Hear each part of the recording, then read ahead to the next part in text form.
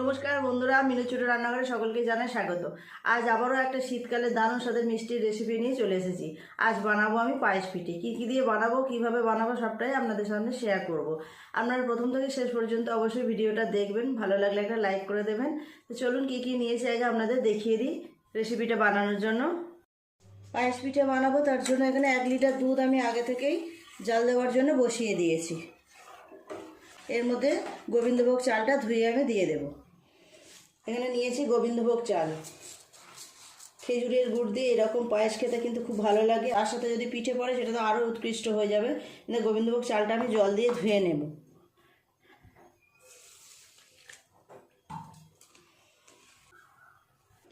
চালটা আমি দুবার করে ভালো করে জল দিয়ে ধুয়ে নিয়েছি, এবার দুধের মধ্যে দিয়ে দেব।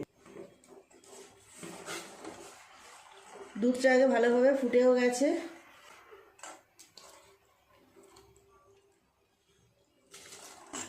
বছরের অন্য যে কোনো সময় আমরা পায়েস করলে তো চিনি দিয়েই করি, তো আজকে ভাবলাম একটুখানি গুড় দিয়ে করি। এই শীতকালে খেজুরের গুড় দিয়ে পায়েসটা খেতেও যেমন ভালো লাগে, দেখতেও তেমন সুন্দর লাগে।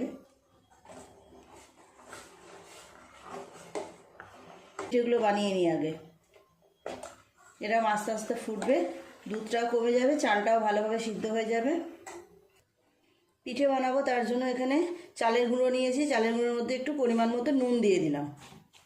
গরম জল করে নিয়েছি, গরম জল দিয়ে আগে চালের গুঁড়োটাকে মেখে নেব।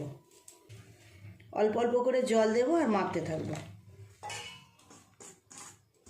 নারকেলের পুরটা আমি আগে থেকে রেডি করে রেখেছি।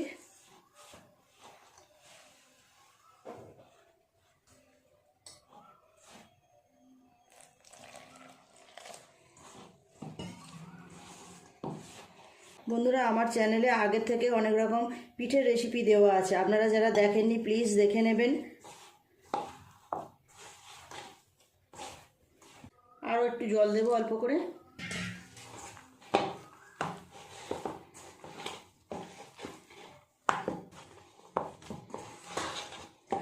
মাখাটা হয়ে গেছে, আর একটু ভালো করে চেপে চেপে ডলে নেব।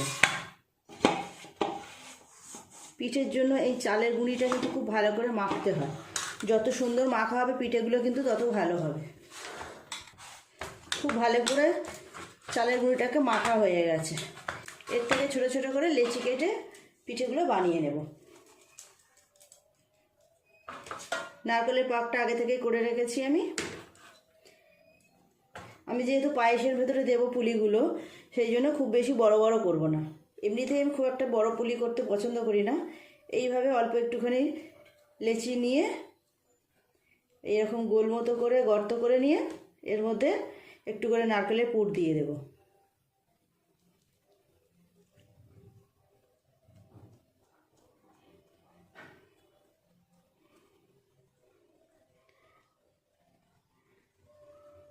এই দেখুন, একটা পুলি তৈরি হয়ে গেল। আবারও কিছুটা এইভাবে মাখা নেব।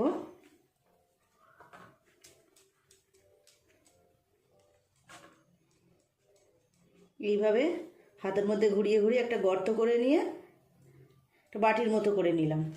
এর মধ্যে দিয়ে দেবো কিছুটা পরিমাণ নারকেলের পুর। একইভাবে এইটা মুখটা বন্ধ করে দিয়ে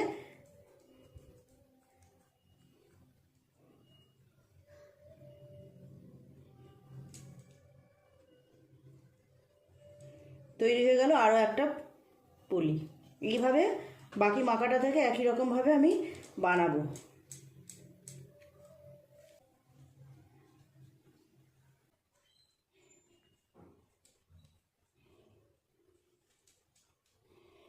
এই দেখুন বন্ধুরা, দেখতে দেখতে কতগুলো পিঠে আমার বানানো হয়ে গেছে। পিঠে বানাতে কিন্তু বেশি সময় লাগে না, খুব তাড়াতাড়ি পিঠে বানানো হয়ে যায়, ভালোও লাগে বানাতে।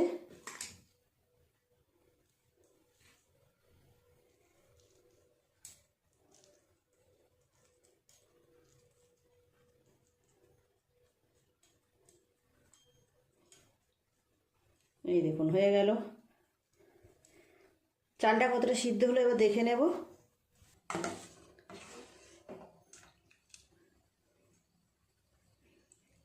এই দেখুন চালটা খুব ভালোভাবে নরম হয়ে গেছে। এর মধ্যে দিয়ে দেব খেজুরের গুড়। নিয়েছি এখানে খেজুরের গুড়, গুড়টা দিয়ে দেব। গুড়টা দিলে পায়েসটা আর একটু পাতলা হয়ে যাবে। আবারও বেশ কিছুক্ষণ ফুটিয়ে নিলে তখন আবার গাঢ় হয়ে যাবে। এই রকম গুড় দিয়ে পায়েস করলে রঙটা বেশ লাল লাল হয়, দেখতে খুব ভালো লাগে। খুব ভালোভাবে দুধটা ফুটে গেছে। গুড়টা দেওয়ার পরেও বেশ কিছুক্ষণ এইভাবে ফুটিয়ে নিলাম। এবার দিয়ে দেবো তৈরি করে রাখা পিঠেগুলো। খুব আস্তে আস্তে পিঠেগুলো এইভাবে দিয়ে দেবো যাতে ভেঙে না যায়। এই পিঠেটা কিন্তু আজকে আমি প্রথম বানাচ্ছি এইভাবে পায়েস পিঠে। এর আগে বহুবার পিঠে বানিয়েছি, পায়েসও বহুবার বানিয়েছি, কিন্তু পায়েস আর পিঠে একসাথে এইভাবে আমি প্রথম বানালাম। বন্ধুরা, আজকে আরও একটা নতুন ধরনের ভাপা পিঠে আপনাদের সামনে শেয়ার করব। এই সময় দিয়ে দেব কাজু আর কিশমিশ। এটা এখন বেশ কিছুক্ষণ ফোটাতে হবে আর এইভাবে মাঝে মাঝে নেড়ে নেড়ে দিতে হবে। চলুন আর এক রকম পিঠের রেসিপি আপনাদের সামনে শেয়ার করব বলেছি, দেখিয়ে দিই। আমি যে আপনাদেরকে আর এক রকম নতুন ধরনের পিঠে বানানোর দেখাবো বলেছি, তার জন্য এই যে নিয়েছি মোদক তৈরি করার এই খোল। এইটা দিয়ে আমি আজকে আপনাদের আর এক রকম কিছুটা এইভাবে চালের মাখা নিয়ে এর মধ্যে দিয়ে দিয়েছি। দিয়ে এইভাবে খুব ভালো করে চেপে চেপে ধারের মধ্যে দিয়ে দিতে হবে। আপনারা যারা কোনো দিন এইভাবে পিঠে বানাননি একবার বানিয়ে দেখবেন, দেখতে কিন্তু অপূর্ব সুন্দর লাগে। যে দেখবে সেই কিন্তু খুব খুশি হবে। চালের গুঁড়ো দিয়ে ভিতরটাকে আটকে নিয়েছি। এবার দিয়ে দেব নারকেলের পুর।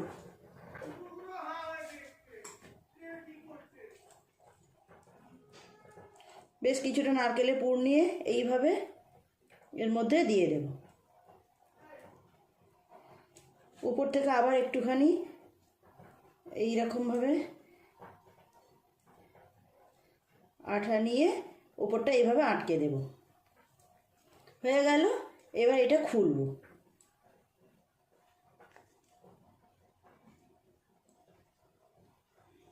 খুব আস্তে আস্তে করতে হবে এটা।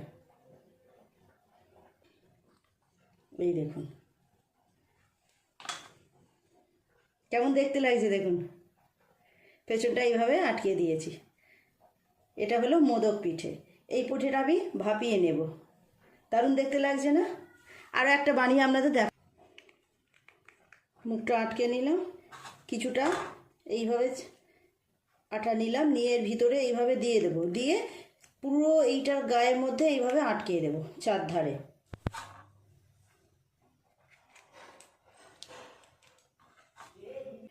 এইভাবে চার ধারে লাগিয়ে নিয়েছি।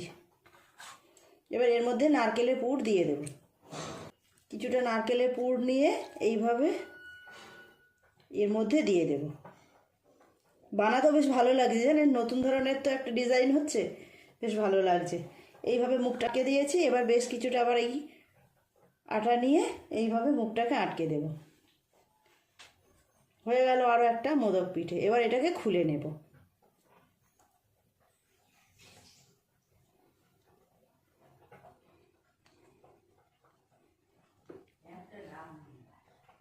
এই দেখুন আরও একটা হয়ে গেল মোদক পিঠে। কেমন দেখতে লাগছে দেখুন। এইভাবে বাকি চালের মাখাটা থেকে যতগুলো হয় ততগুলোই বানিয়ে নেব। পিঠেগুলো দেওয়ার পর বেশ কিছুক্ষণ ফুটিয়ে নিয়েছি। এবার নামিয়ে নেব। এটা হয়ে গেছে। ঠান্ডা হলে এটা আর একটু বসেও যাবে। একটাও পিঠে কিন্তু ভেঙে যায়নি, প্রত্যেকটা পিঠে খুব সুন্দর গোটা গোটা আসে। চালটা খুব ভালোভাবে সিদ্ধ হয়ে গেছে। গ্যাসটা অফ করে এখন গ্যাসের উপরেই বসিয়ে রাখবো। খুব সুন্দর গন্ধ বেরোচ্ছে গুড়ের। চলুন যে কটা মোদক পিঠে বাকি আছে বানিয়ে নিই। এটা এরকম চাপা দেওয়া থাক, গ্যাসটা অফ করা। অনেক কটাই হয়ে গেছে, এই দেখুন।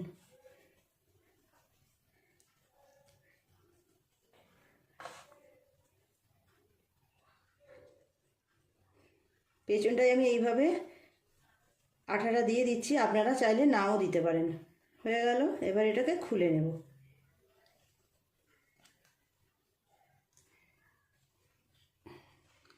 ওই দেখুন,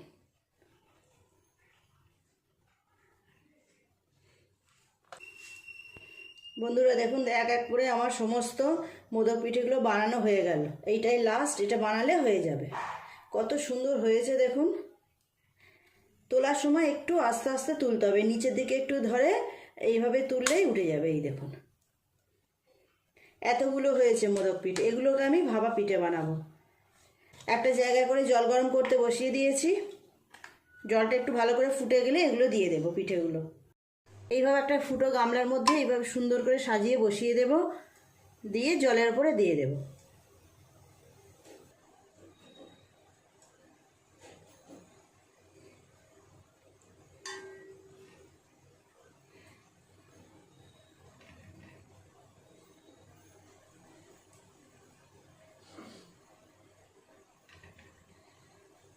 দেখে এত ভালো লাগছে, পিঠেগুলো এত সুন্দর হয়েছে।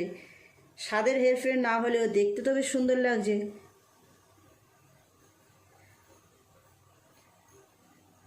তো জলের উপর বসিয়ে দেব।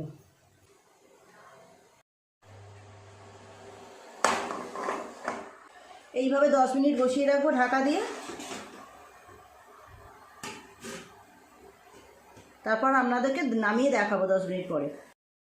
বন্ধুরা মোদক পিঠেগুলো আমি 10 মিনিট ভাপিয়েছি, তারপর এইভাবে আরও 10 মিনিট বসিয়ে রেখেছিলাম গ্যাস অফ করে দিয়ে। এবার আপনাদেরকে দেখাবো কেমন দেখতে হয়েছে। দেখুন কেমন লাগছে, কেমন দেখতে লাগছে দেখুন, অপূর্ব সুন্দর হয়েছে, তাই না বলুন? আর এই যে পায়েস পিঠে তুলে নেব এবার সার্ভ করার জন্য।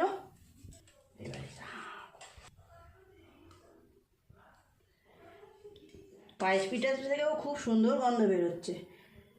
খেজুর গুড় দিয়ে এইভাবে শীতকালে পায়েস পিঠে বানিয়ে দেখবেন আপনারা, দারুণ লাগে।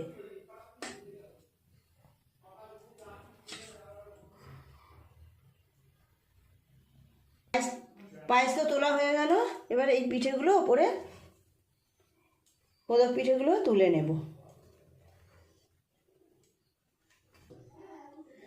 সবগুলোই প্লেটের ওপরে সুন্দর করে সাজিয়ে নেব। দেখবে সবার কিন্তু মন খুব ভরে যাবে, একদম দারুণ দেখতে হয়েছে। এই রকম ভাপা পিঠের সঙ্গে তো একটু খেজুরের গুড় চাই। এই দেখুন পেছনগুলো একদম সুন্দরভাবে সিল হয়ে আছে। আমি আপনাদেরকে একটা কেটেও দেখাবো কেমন হয়েছে ভিতরটা। খেজুরের গুড় মাঝখানে বসিয়ে দিলাম। একটা কেটে দেখাই, এই দেখুন পেছনে ওইভাবে দিয়ে দিয়েছি বলে একদম আর বেরিয়ে যায়নি। এই দেখুন কেমন দেখতে হয়েছে, দারুণ সুন্দর খেতেও হবে। বন্ধুরা আপনারাও এইভাবে বাড়িতে বানাবেন, আপনাদের যেমন পছন্দ তেমন সুন্দর করে ডিজাইন বানাবেন, দেখতেও যেমন সুন্দর লাগবে খেতেও ভালো লাগবে। আর এটা একদম নতুন ধরনের রেসিপি আপনারা দেখলেন, পায়েস পিঠে। প্লিজ বন্ধুরা আজকের রেসিপিগুলো কেমন লাগলো কমেন্ট করে জানাবেন, ভালো লাগলে একটা লাইক করে দেবেন। আমার চ্যানেলটি এখনো পর্যন্ত যারা সাবস্ক্রাইব করেনি প্লিজ আমার চ্যানেলটি সাবস্ক্রাইব করে পাশে থাকা বেল ঘন্টিটা ক্লিক করে দেবেন, তাহলে যখনই আমি এরকম নতুন কোনো ভিডিও আপলোড করবো সবার আগে আপনার নোটিফিকেশনে পৌঁছে যাবে। সবাই খুব ভালো থাকবেন, দেখা হচ্ছে পরের দিন নতুন কোনো রেসিপির সাথে। নমস্কার।